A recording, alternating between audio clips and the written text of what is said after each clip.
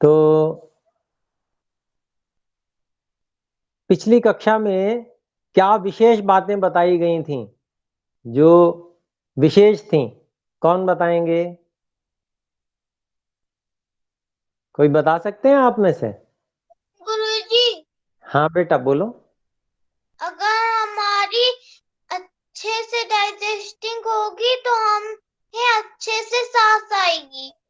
और एक और बात कि अगर हम लोग राइट वाले सांस से करते हैं तो हमारी मतलब कि हमारी जो प्राण शक्ति है वो हमारे पेट में डाइजेस्ट कर रही है। और ठीक है। अगर ब्रेन का होता है कि अगर हम हम लोग के पेट में छोटे छोटे जो नदियां हैं वो काम करती है उस समय। हाँ, अच्छा, स्रोत, नलियां, ठीक है, ठीक है। तो बच्ची ने बड़ा अच्छा बताया, उसको कुछ याद है। मतलब ये हुआ कि जब हमारी राइट नोस्ट्रिल चलती है तो हमारा जो मुंह से लेकर और मलत्याग का स्थान है वहां तक जो पूरी एक नली है उसमें पाचन आदि का विशेष कार्य चलता है, आगे बढ़ना इत्यादि, और पचना पाचक रसों के द्वारा। और जब लेफ्ट नोस्ट्रिल चलती है तो बाकी धातुओं का पाचन चलता है। बाकी धातुएं कौन कौन सी हैं? रस, रक्त, मांस, मेद, अस्थि, मज्जा और शुक्र, वीर्य जिसे बोलते हैं। तो ये जो जितनी भी धातुएं हैं इनमें भी बहुत बारीक बारीक सी नलियां हैं, बहुत लाखों की संख्या में हैं। जैसे हमारी एक नली, मुख्य नली ये है, इसी नली से जुड़ी हुई पूरे शरीर में नलियां हैं, है ना। ऐसे रक्त वाहिका नलियां भी हैं, ऐसे ही और नलियां भी हैं जो रस आदि का संवहन करती हैं और उनमें भी पाचन होता है, ठीक है। तो उनमें भी पाचन चलता है, ये बात बताई गई। और कोई याद हो विशेष बात किसी को ध्यान है? गुरुजी, हाँ बेटा बोलो। जब हमारी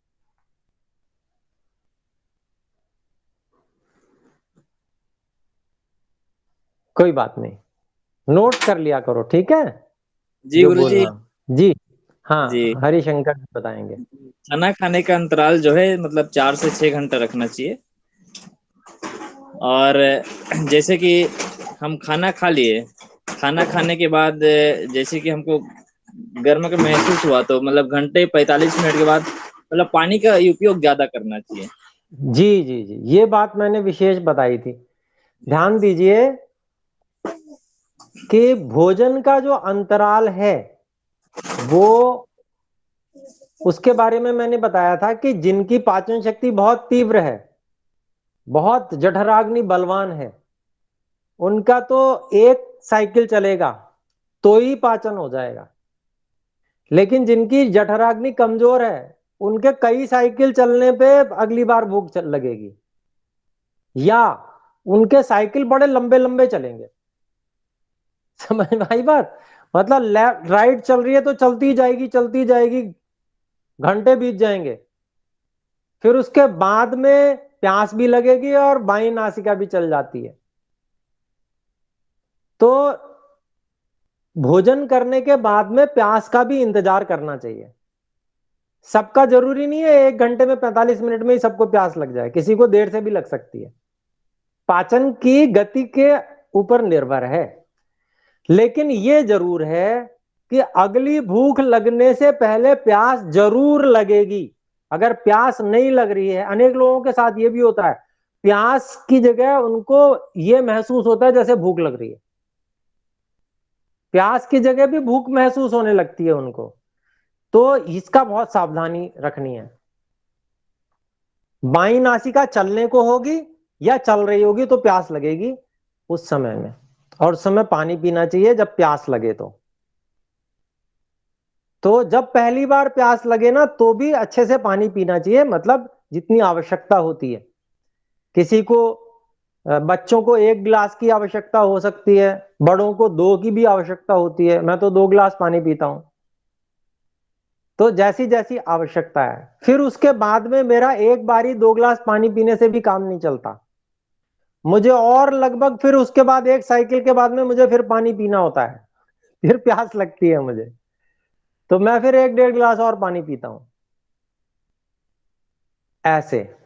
फिर उसके बाद में साइकिल पूरी होती है, फिर उसके बाद में शरीर में हल्कापन लगता है, फिर व्यायाम का समय होता है, उस समय व्यायाम करना चाहिए।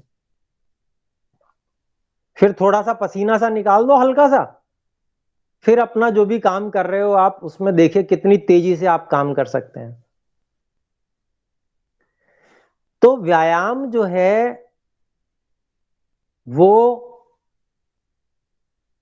भी औषध है, रोगों की औषध है। देखो 2 ही रूप हैं रोग के, या तो अति अग्नि से होंगे या मंदाग्नि से होंगे। विषम अग्नि भी जो होती है वो भी मंदाग्नि उसमें विशेष रहती है। कैसी अग्नि? तीव्र अग्नि तो आप समझते हैं फटाफट हजम हो जाना, उसको उसमें भस्मक रोग हो जाता है ज्यादा। जिसको भूख बहुत ज्यादा लगती है ना, खाया और हजम हो गया, सब राख हो जाता है। मल भी त्याग ठीक से नहीं होता, उसको थोड़ा सा ही मल आता है, बहुत थोड़ा सा, सब भस्म हो जाता है। इतनी तीव्र अग्नि होती है, भस्मक रोग हो जाता है, वो भी रोग है, वो अति अग्नि से होता है।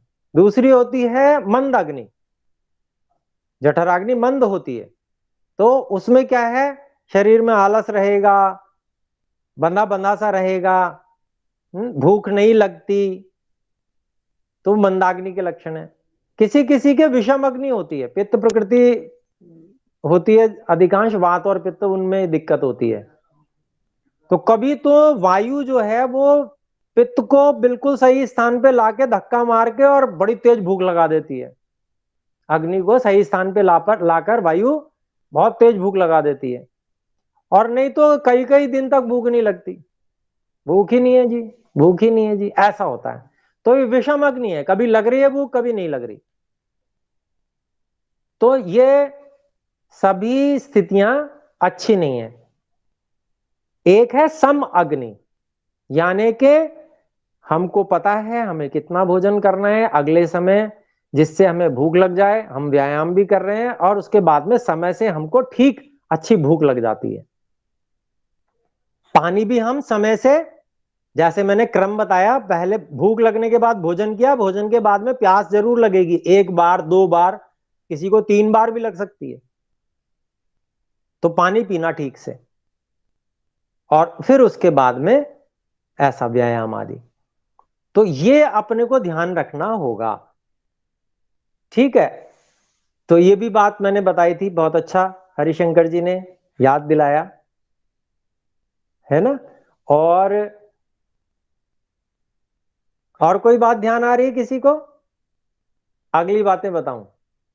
चलिए, इसलिए मैंने रिपीट किया, पिछली बार ना तो रिकॉर्डिंग हो पाई थी और कुछ लोग भी उपस्थित नहीं थे, तो इसलिए उनको भी जानकारी हो जाए और बाकी सबका भी रिवीजन हो जाए, इसलिए। तो अब देखिए मैं आगे की बातें, जैसे मैंने क्या कहा था आपको, मैं अगली बार क्या बताऊंगा, क्या क्या बताने के लिए कहा था, किसी को याद है? हाँ, याद रखना है जी। ओम गुरु हाँ जी। बोलो अर्पण, शाबाश। गुरु जी, आपने बोला था कि आप इस कक्षा में व्यायाम के विषय में बताइएगा थोड़ा। हाँ, व्यायाम के विषय में बताऊंगा, और व्यायाम के विषय में विशेष बताऊंगा। हाँ, कब करना है, कैसे करना है, ये सब। और रोग भी ठीक हो जाएंगे व्यायाम से, उसके बारे में भी, है ना। तो चलिए मैं आज फिर बताता हूं।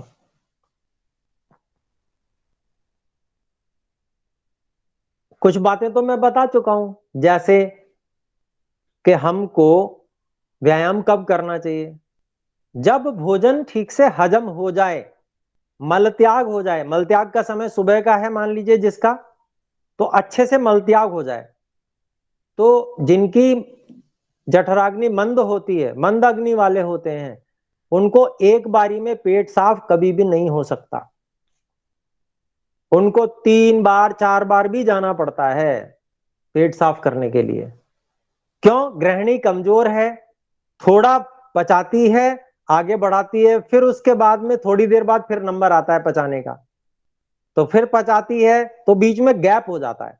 जब गैप हो जाता है तो एक बारी में साफ नहीं होता पेट।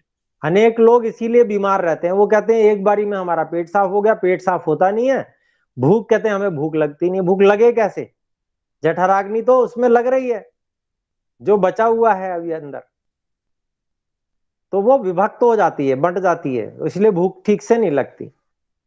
तो इसलिए जो मंदाग्नि वाले हैं उनको अपनी उदर शुद्धि पे विशेष ध्यान देना चाहिए, ठीक है, पेट साफ करने पे।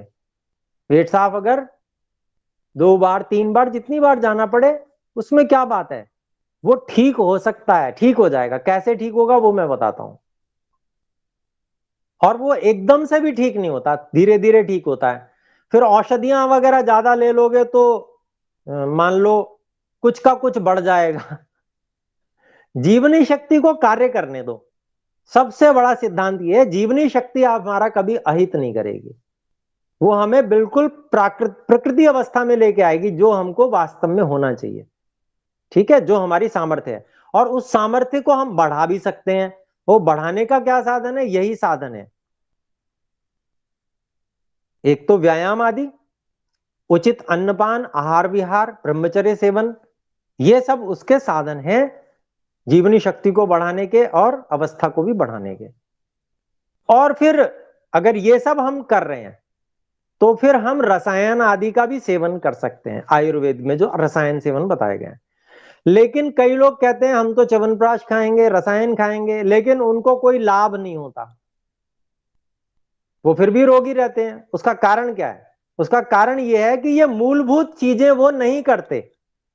और आयुर्वेद में स्पष्ट रूप से ऋषियों ने कहा है कि जो मूलभूत जो सिद्धांत हैं उनको ध्यान दे नहीं रहा है, ब्रह्मचर्य आदि के, उचित आहार विहार के, हैं, व्यायाम आदि के, हैं, जो करना चाहिए सभी को, उन पे तो ध्यान दे नहीं रहा, उनको उचित ढंग से कर नहीं रहा, समय पे नहीं कर रहा है, अपने आप को पहचान के नहीं कर रहा है, अपनी स्थिति को नहीं देख रहा है। तो ऐसा व्यक्ति चाहे कितना ही रसायन सेवन कर ले, उसको रसायन कोई लाभ नहीं करता। तो रसायन सबसे अंतिम चीज है, आयुर्वेद की बात सबसे अंतिम चीज है, लेकिन जीवनी शक्ति को पहचानना ये सबसे पहली चीज है। तो जो अपनी जीवनी शक्ति को पहचान कर कार्य करेगा तो उसको फिर बाद में जाकर रसायन सेवन का भी अधिकार मिल जाएगा, उसको रसायन भी लाभ करेगा। सामान्य व्यक्ति को रसायन कोई लाभ नहीं करता, कितना ही च्यवनप्राश खा ले, डब्बे के डब्बे भर रखे हैं, खा खा के और डब्बे जो है इकट्ठे कर लिए, इतने सारा हमने च्यवनप्राश खाया, हमें तो कोई फायदा नहीं हुआ। तो ऐसे फायदा नहीं होता। ठीक है, तो ध्यान दीजिए, पहले स्वयं को स्वस्थ रखना आना चाहिए। स्वस्थ व्यक्ति पे रसायन काम करता है विशेष, थोड़ा बहुत तो करता है अन्यों पे भी, लेकिन उनको पता ही नहीं चलता, वो फिर रोगी हो जाते हैं। जो रसायन ने काम किया वो पता ही चलता नहीं उनको कि क्या काम किया, ठीक है। तो इसलिए पहले स्वस्थ रहना आना चाहिए, फिर उसके बाद में रसायन का काम क्या है? रसायन का काम है फिर और उन्नति करना, जीवनी शक्ति की, शरीर की, है, मन बुद्धि की, इंद्रियों की, ये बहुत आगे की बातें। लेकिन सबसे पहले स्वस्थ हम अपने बलबूते पे हों, अपनी जीवनी शक्ति के आधार पे स्वस्थ हों। उसके लिए क्या करना चाहिए? उसके लिए व्यायाम सर्वश्रेष्ठ साधन है, ब्रह्मचर्य पालन और व्यायाम। मन बिल्कुल साफ रखें, पवित्र रखें, मन को इधर उधर कहीं भटकाएं नहीं, मन को अपने जो अध्ययन आदि कार्य हैं उनमें अच्छे से लगा के रखें, और भोजन से पहले जब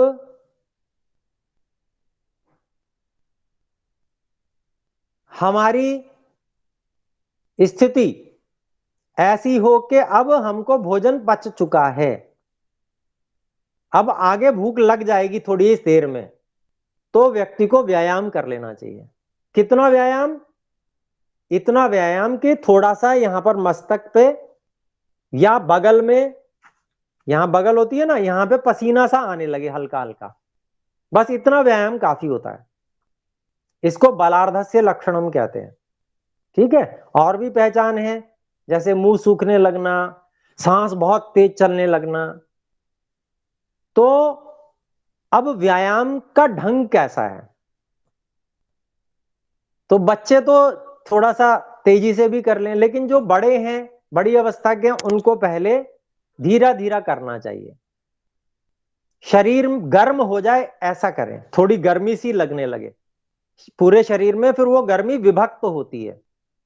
ठीक है, सारे शरीर में गर्मी आ जाती है तो जो वायु होती है जिसके कारण से अकड़न होती है, वो अकड़न नहीं रहेगी। जब थोड़ी सी गर्मी आ जाएगी ना सारी शरीर में, तो हल्का हल्का व्यायाम करना, जैसे हल्का हल्का दौड़ लगा ली, हल्की हल्की धीरे धीरे, या तेज चाल से चल लिए, सीढ़ी चढ़ उतर ली, तो इससे शरीर में थोड़ी गर्मी आ जाएगी।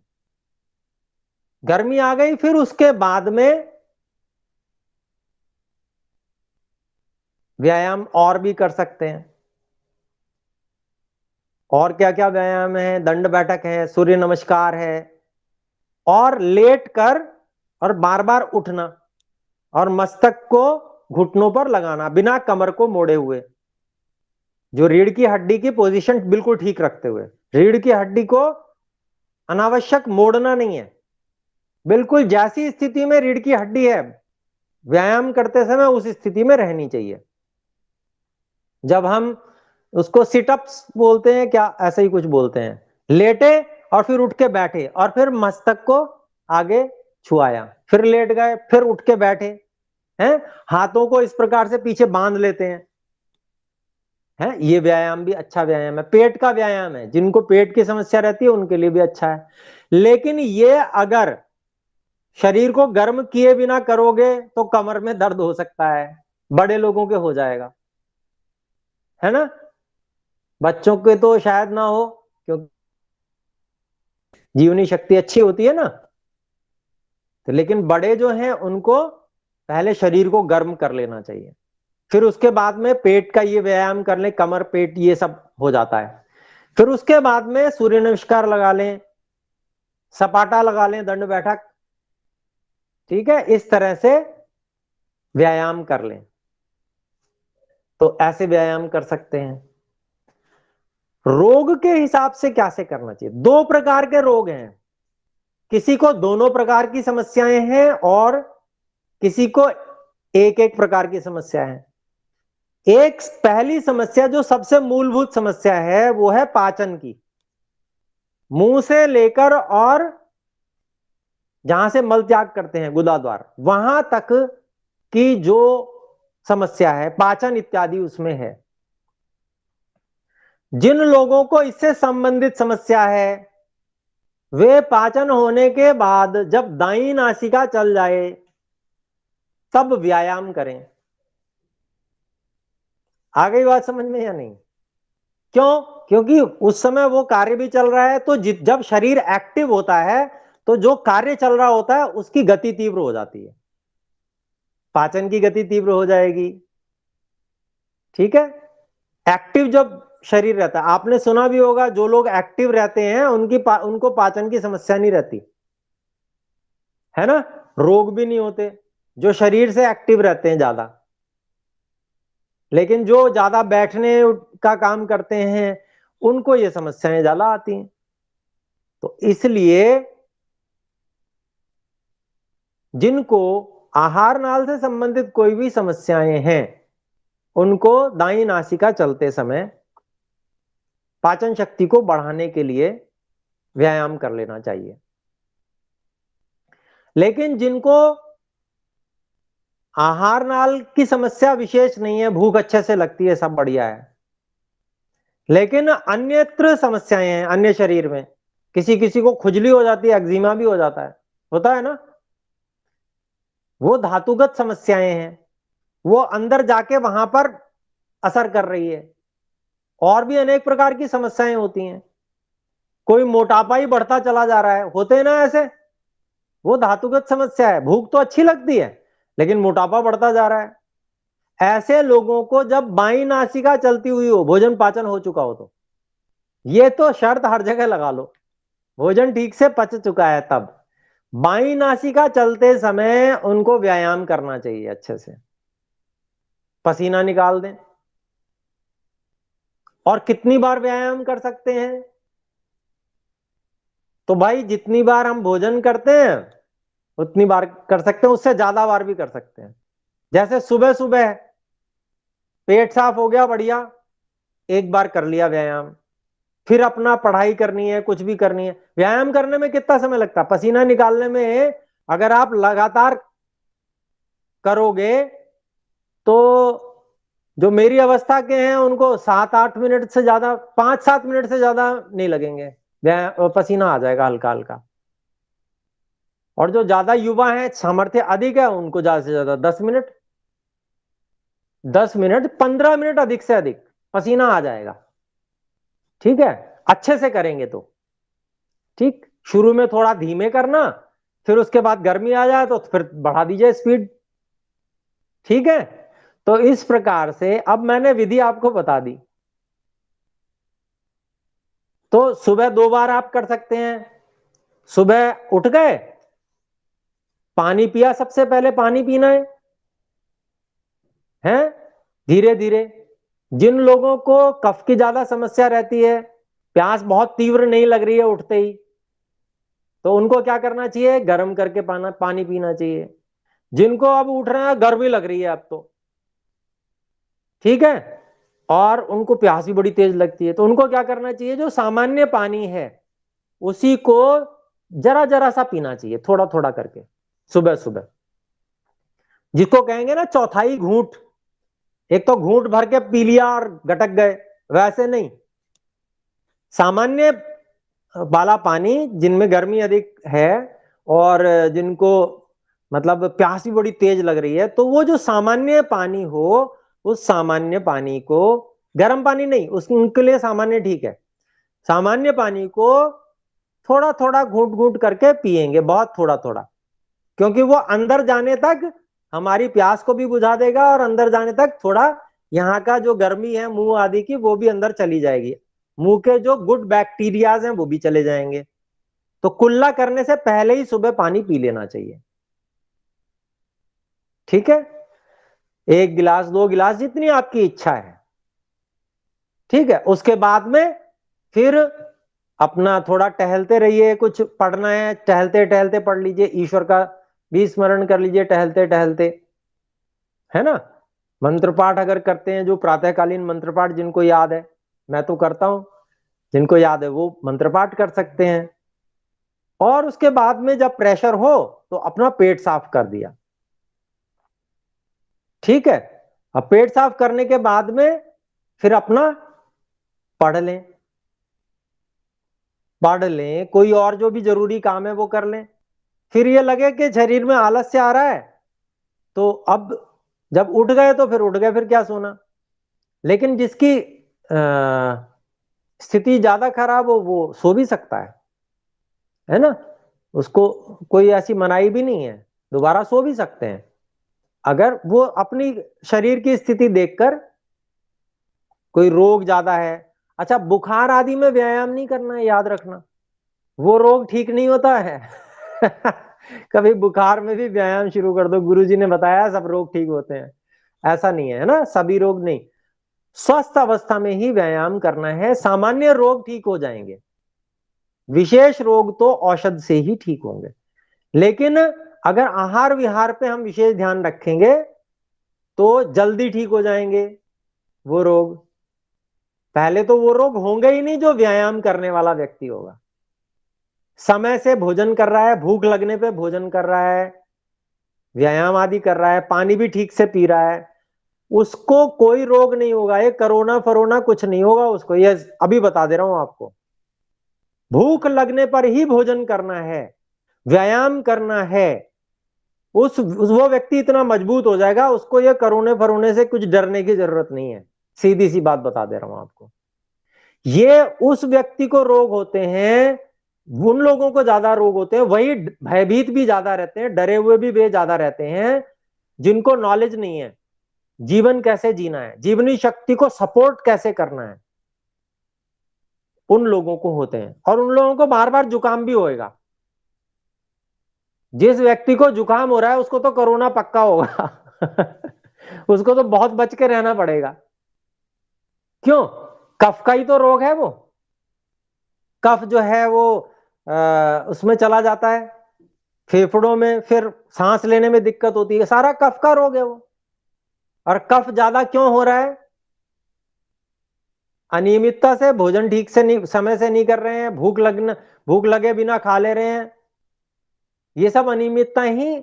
और दिन में सो जा रहे हैं, दिन में सोना नहीं है, दिन मतलब भोजन करके नहीं सोना। अगर सोने की जरूरत है भी, अगर दिन में सोने की कोई आवश्यकता पड़ती भी है, मान लीजिए जिसको रात को जगना पड़ रहा है, मजबूरी है, ड्यूटी है, और तो दिन में सोना पड़ेगा, तो वो भोजन से पहले सो ले, भोजन के बाद नहीं सोना। व्यायाम किया, आराम कर लो, सो लो, लेकिन भोजन से पहले। भोजन के बाद बिल्कुल नहीं सोना, उससे पूरा संघर्ष करना है। नींद आएगी, बहुतों को आती है, मेरे को भी आती है, पर संघर्ष करना है। नहीं सोना, बस नहीं सोना तो नहीं सोना, उसके लिए उपाय करने हैं। जो समस्या आ रही है उसके लिए उपाय करने हैं। जैसे मैंने आपको बताया ना, बड़ी तेज प्यास लगती है, गर्मी सी हो जाती है, पानी पीते हैं, फिर ठंडा पानी पीते हैं, सिप सिप करके, थोड़ा थोड़ा करके ठंडा पानी पीते हैं। 2 गिलास पी लेते हैं तो कुछ वायु वगैरह डकार से निकल जाती है, फिर नींद में कमी आ जाती है, फिर टहलते रहते हैं, फिर घंटे 1.5 घंटे बाद फिर से प्यास लगती है, फिर पी लेते हैं पानी। सोते नहीं, लेकिन भोजन के बाद नहीं सोना है।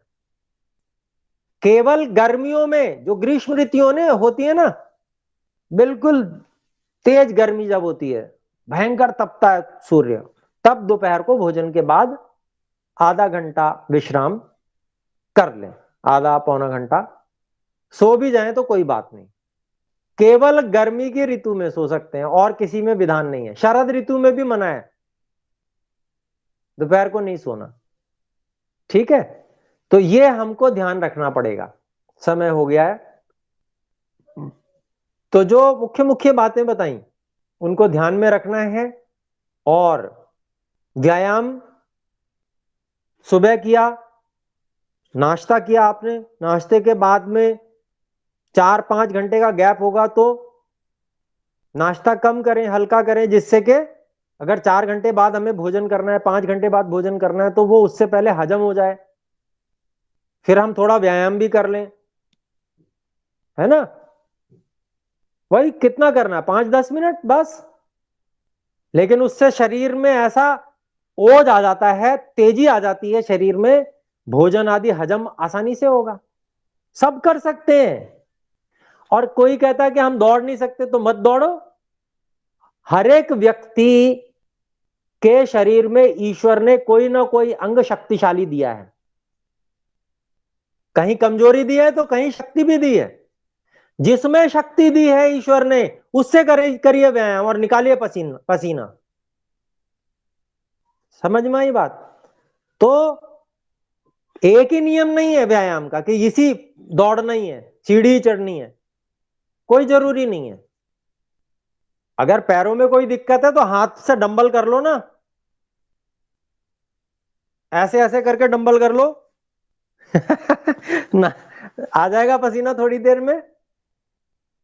नहीं है डंबल तो ईंट उठा लो।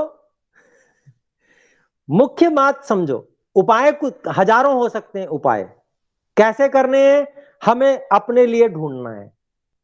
सब कुछ बताने वाला नहीं बता सकता ना, आपके बारे में सब कुछ पता है, ये निर्धारण आपको करना है कि कैसे करना है। मुख्य बात क्या है, पसीना निकालना है थोड़ा सा, बस पसीना निकल गया, व्यायाम हो गया। तो आज की कक्षा इतनी ही।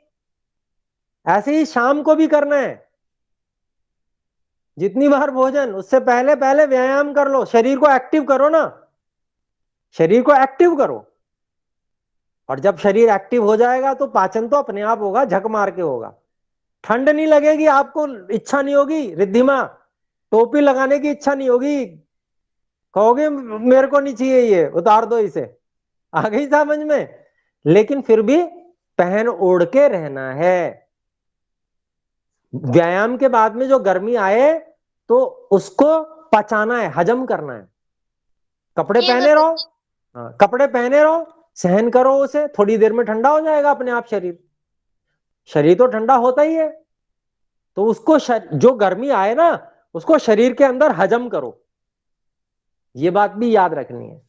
ये नहीं कि गर्मी आ गई अब तो कपड़े उतार के और खुली हवा में चले गए, लाभ की जगह हानि हो जाएगी। याद रख लो, ठीक है। तो गर्मी जो पैदा की है उसे हजम, ठंडा हो जाएगा और फिर वो लाभ करेगा, ठीक है। तो स्वस्थ होना है, ये सबको पहले जरूरी है। तो आइए मिलकर एक बार ओम का उच्चारण करें, ईश्वर से प्रार्थना करें, हे ईश्वर हमें स्वस्थ बनाइए। ओ